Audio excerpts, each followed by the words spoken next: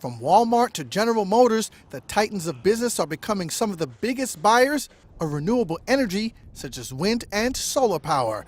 But the shift isn't all about becoming better stewards of the environment. CEOs are learning that going green is a good way to control costs. The renewables have dropped in price to where they're very competitive to even natural gas. The cost of wind and solar power has come down dramatically over the last few years, so buying power from a wind farm or a solar energy facility is actually cost competitive with buying fossil fuel generated power from the grid. Wind power costs have plunged 66% since 2009, while the cost to install solar has declined 70% since 2010.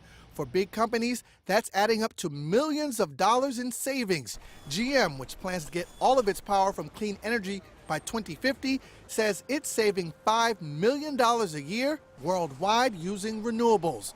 So we're targeting 50% renewable energy by 2018, and I'm confident, we're well on our way to get there. But ultimately, our goal is to be powered 100% by clean, renewable energy. When I speak to a lot of companies, particularly companies like Google, like an Amazon, they want no footprint. They want to have a renewable footprint. They want their utilities to do it. They certainly tell me coal is dead. Solar has fallen roughly 80% since 2009. Wind has fallen 50%, such that both are now at or below conventional technologies unsubsidized. Look at our renewable energy already, how many jobs it has, the solar, wind, and bios. We're going to keep supporting that. This is Advantage America. 37% of our electricity production is done by renewables. The vast majority is done by wind and photovoltaics. And I can tell you what, the grid is extremely stable.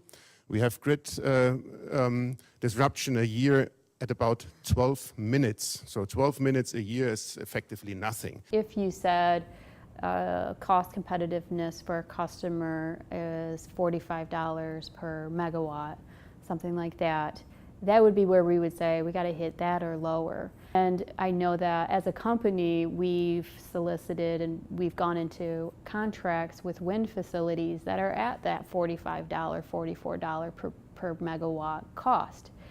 And that tells us that in reality, we can see these costs declining to competitive levels now. And if they continue to come in at those ranges, then they'll become more and more a resource that we would want to have for our customers.